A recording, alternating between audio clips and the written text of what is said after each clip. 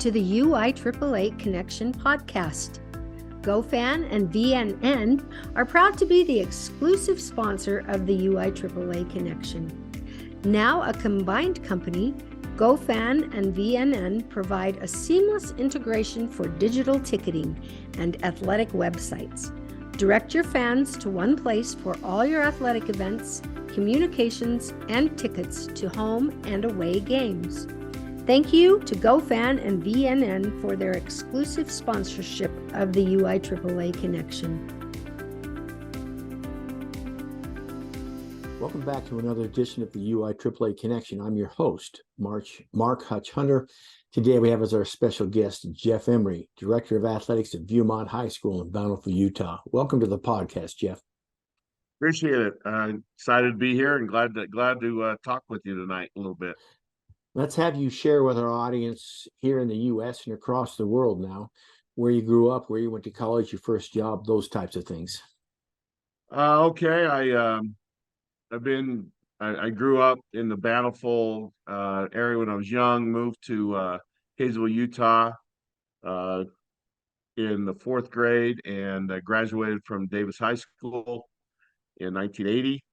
And as soon as I finished there, I played a couple of years of junior college basketball. 1 year at Dixie State College, and then my sophomore year, I played at what was then called Utah Technical College, and then went to Brazil, came home, tricked my wife into marrying me, and that's going on almost 40 years ago. So got it, graduated from the University of Utah after we got married, and got my degree in exercise sports science and minor in math, and I've been teaching math at Viewmont High School for the last 32 years. Let me ask you what math, only because I'm an old math teacher myself.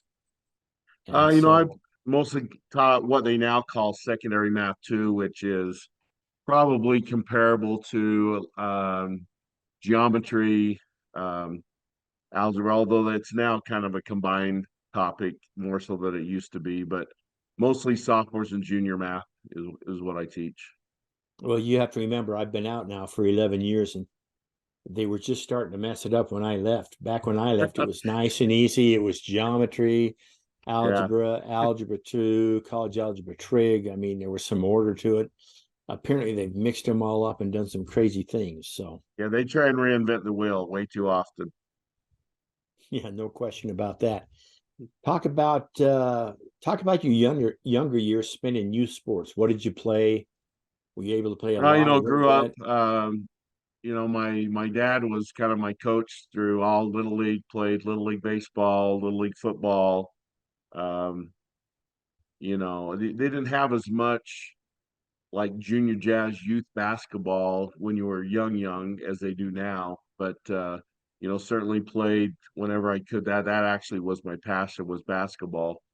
And then really just was whatever the season was, that was my favorite sport. And continued to play primarily those three sports all the way, through junior high and then into high school as well. Did you always want to be a teacher? Did you always want to coach? I think mostly I remember when I was graduating and went on a visit to Dixie State, and I remember Coach Roberts at the time asked me what I was interested in. I was kind of at that time thinking, oh, maybe physical therapy, but I quickly decided to go and pursue education. My dad is a former educator, was a elementary principal and teacher for a long time. And so I chose the education path pretty early. Well, your dad is a saint. He has a one-way ticket to heaven. If he was a principal at elementary school, then putting up with those, so particularly 5th and 6th grade boys, I mean, he's got a one-way ticket there. That's awesome.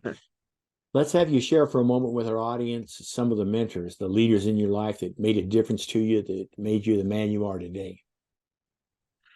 I would say, after my own father, I would say that then my high school coaches, were definitely my mentors, and probably the main reason I decided to choose education and coaching was because of the influence they had on me and my life.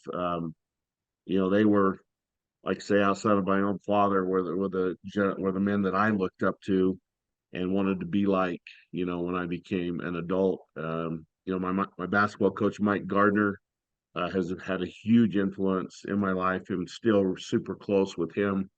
And, he's one of those people that you just would run through a wall for, even at age 62, I might try and run through a wall for him if he asked me to. That is awesome. Let me ask you a little bit of a personal question here, Jeff. What's your biggest failure or disappointment in life, and what did you learn from it? Wow. So many to learn from, right? But I think athletically, you grow up and you dream of playing on the big stage, at the college level, and I had some great experiences as a junior college player in basketball, but you know I never really, at least at that time, felt like I got to where I wanted to get, as a basketball player. I call myself a tweener. I could I could really shoot it, but I wasn't probably athletic enough to guard some of the athletes that you have to be able to guard at the D1 level. And so, as I used to always tell my players that at some point somebody tells you that you're not quite good enough still to keep playing, and it just happens, right, for all of us, and you hope that it's further down the road, but it usually never is when you're ready to give it up. But it worked out okay because I got married and started a family, and so the transition ended up being probably the right transition for me at the right time. Excellent. Let's go back now. Have you been at Viewmont the whole time in your career, or were you elsewhere? I have.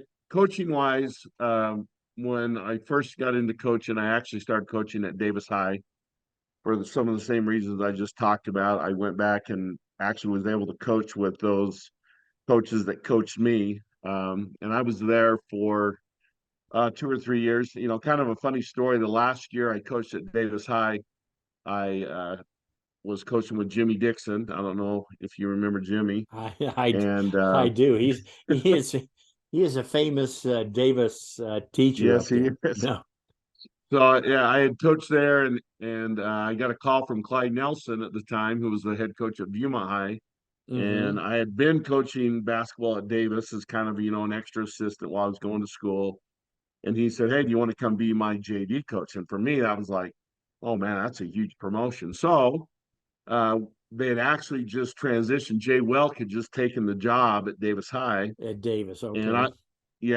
but I was just going to kind of be another kind of just extra assistant because I was still going through school. So I said, "Yeah, I'll come down and coach at Viewmont." And so that year, I coached football at Davis. I went and coached basketball at Viewmont, but I had already committed to Val Collimore, who was the baseball coach at Right. Davis at the time, that I would help him with baseball because I'd been coaching football, basketball, baseball at Davis. And so that first year that I went to Viewmont, I coached in the fall at Davis, the winter at Viewmont, and then at Davis in baseball.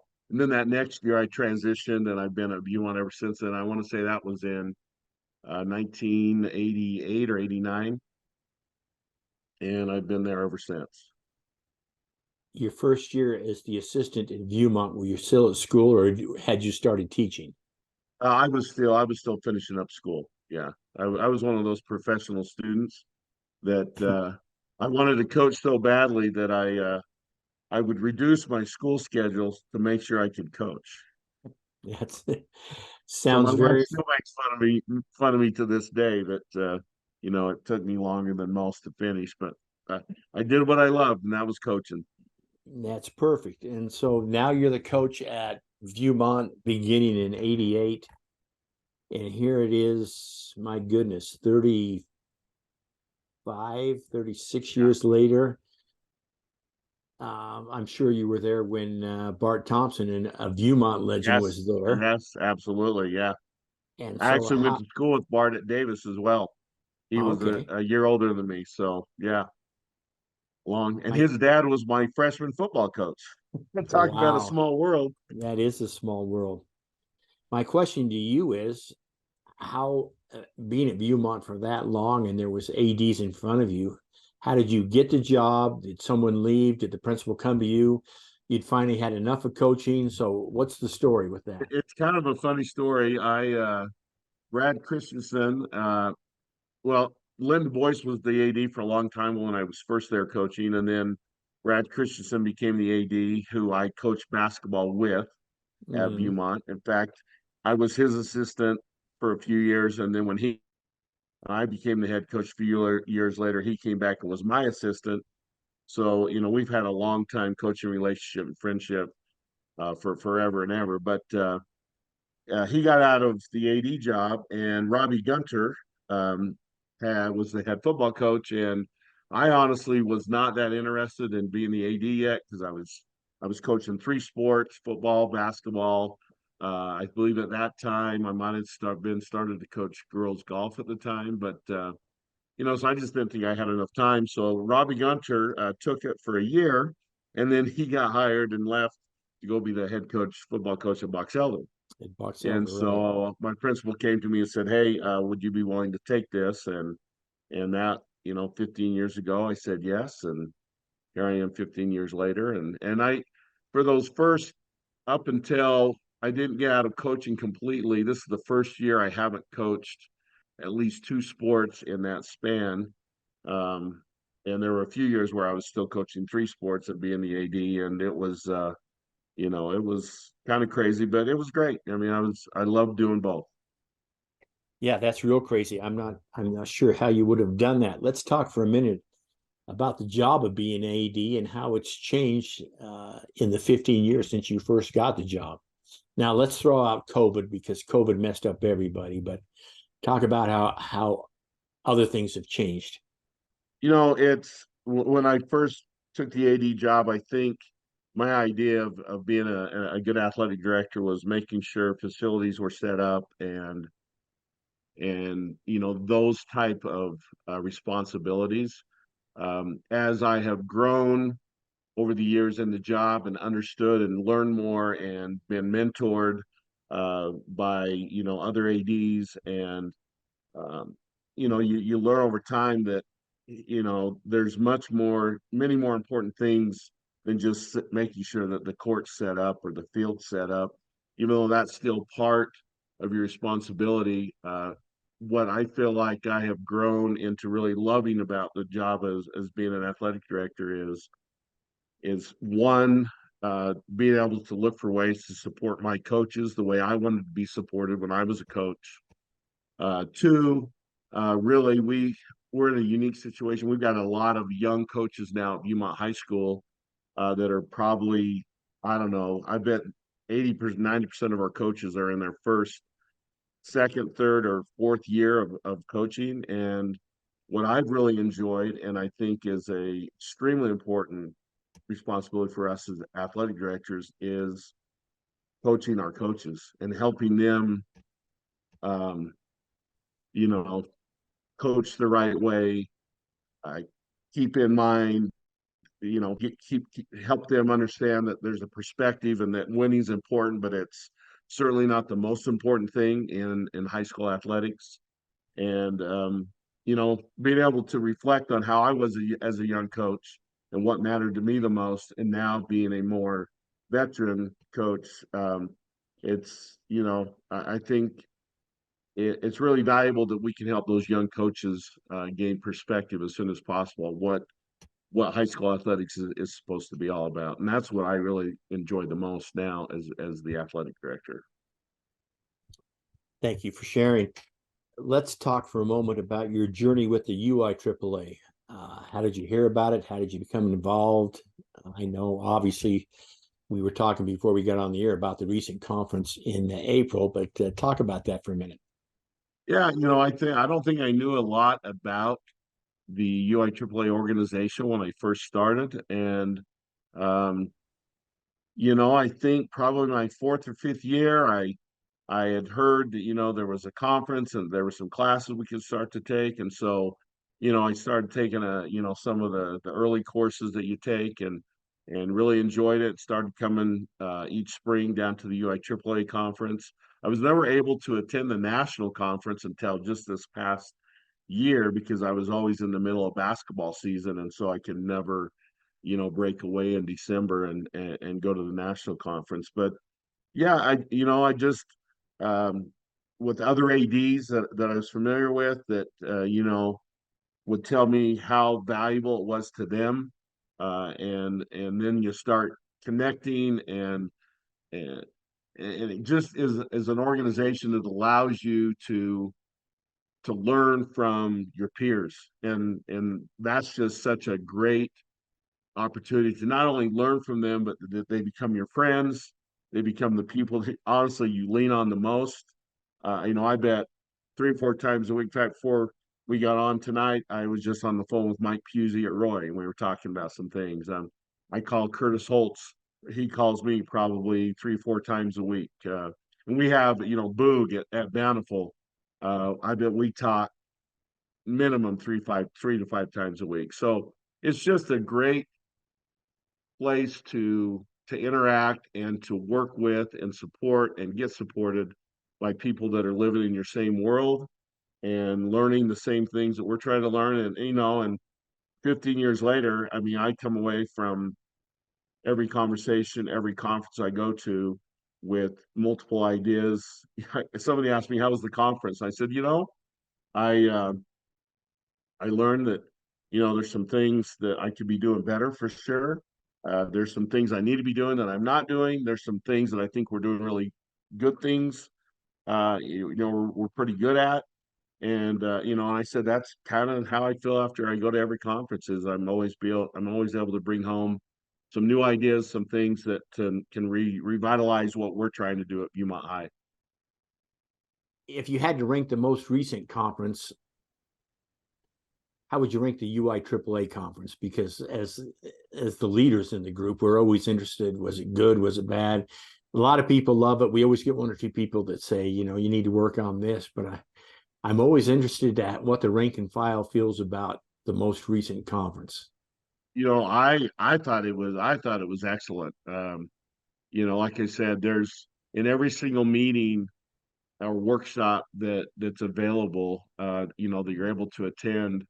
I mean, there's always 2 to 3 things that I write down, and I say I've got to take this home, and I've got to figure out how to implement this into either what I'm doing or what our school's doing, or I've got to take this back and I've got to get with our athletic trainer. We've got to get better at this and more prepared, in some of those areas. And then just hearing, just sitting down at lunch with some of those peers that are living the same in the same world, the things they talk about and how they deal with their specific problems.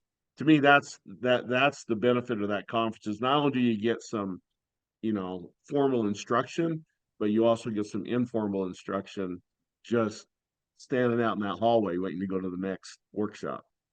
That is well said. I couldn't agree with you more. The networking at the state conference and the networking at the national conference is so valuable. And speaking of the national conference, let's have you talk for a moment now about your first conference. It was in Orlando. It was the second biggest NIAAA conference ever. And I'm wondering, since it was your first, your opinion, you've never been to one before, and just share all your feelings.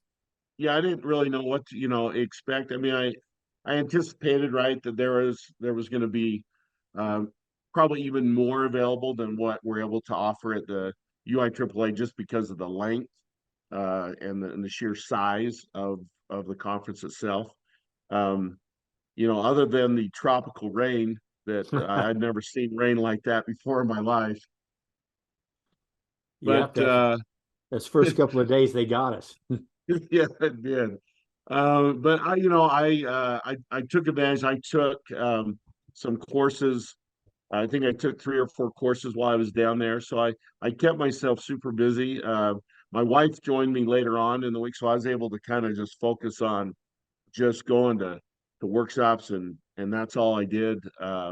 Took classes and did workshops, and for the primarily the first 3 or 4 days, and then she came into town, and we actually stayed a few days later and went and saw a few things. Went up to Cape Canaveral and a few things like that. But yeah, I mean, I would tell every AD they need to go to the national conference if they can, because again, it's just again you get there, and I remember sitting in one of the courses, and we had ads from the south, we had ads from up in Ohio and down in Alabama and in Texas, and we all were like talking about the same issues, and you just realize that every school has the same challenges. Every school, I think, is trying to accomplish the same things and try and provide, as much service as you can to make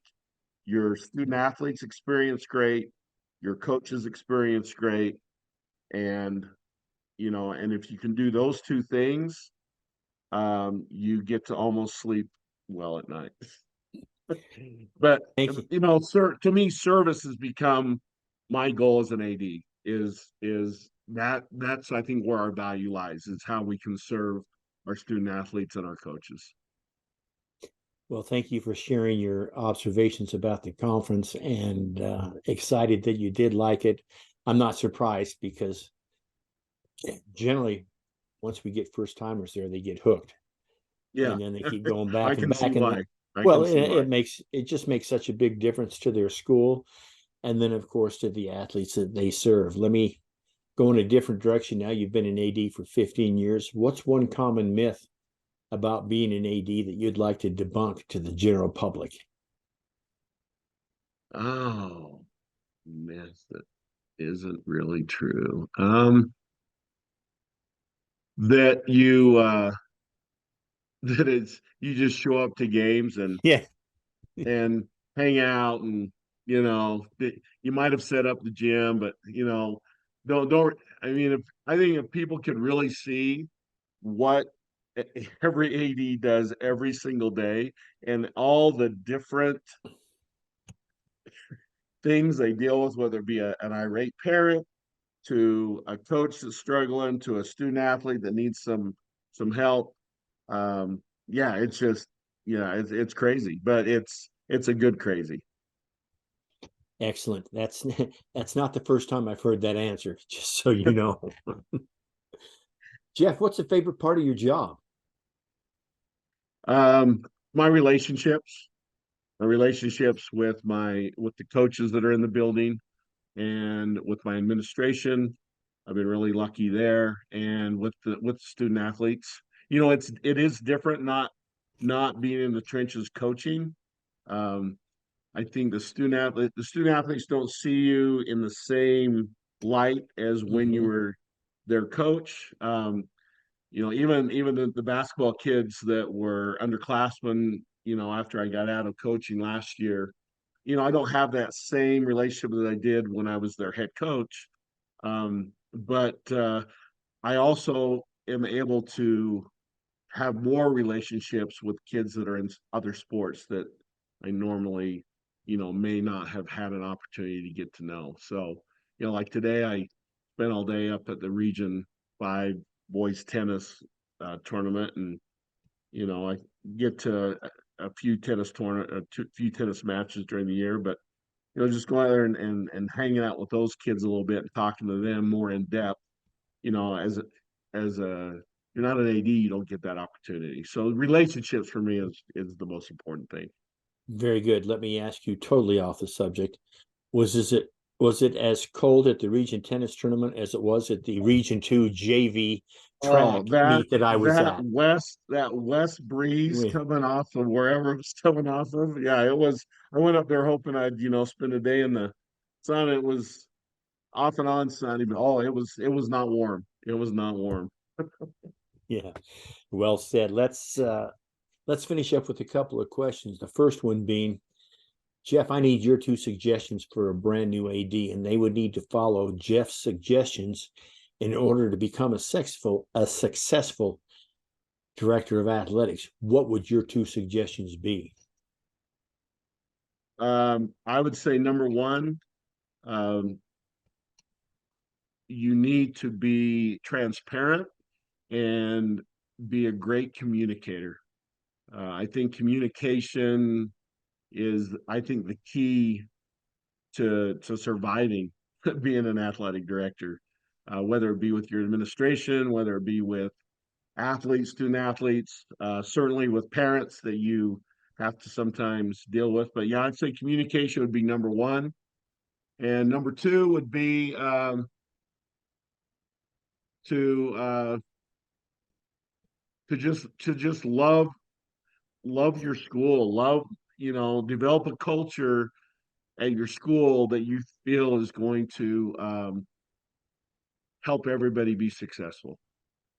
Find things that will make everybody want to be at Viewmont High School. Very good. Well said. We'll finish with this.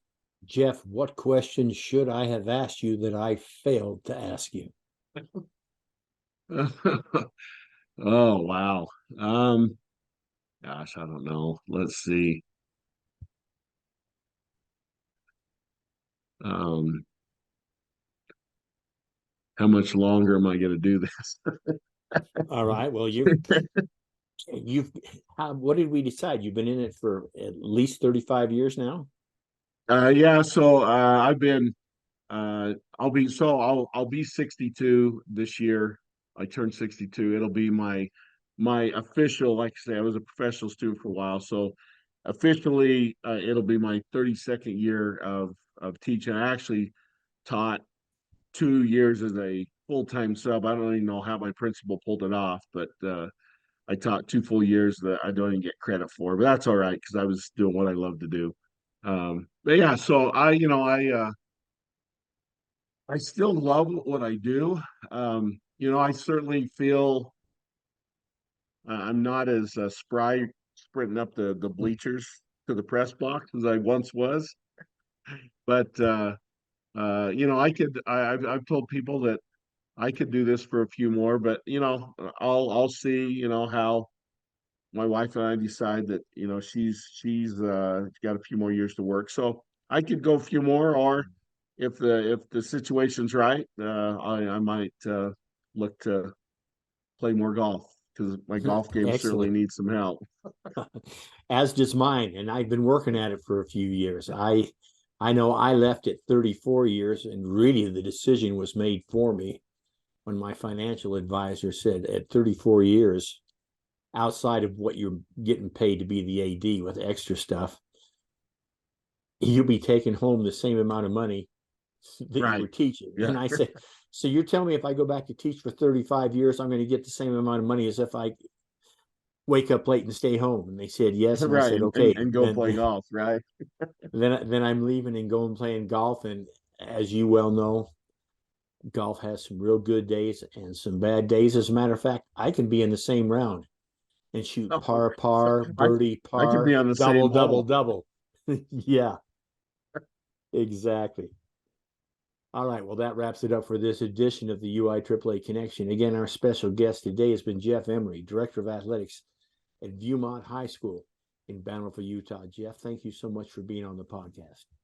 Appreciate it, Hutch. For our listeners, we hope you tune in again next week for another edition of the UIAAA Connection.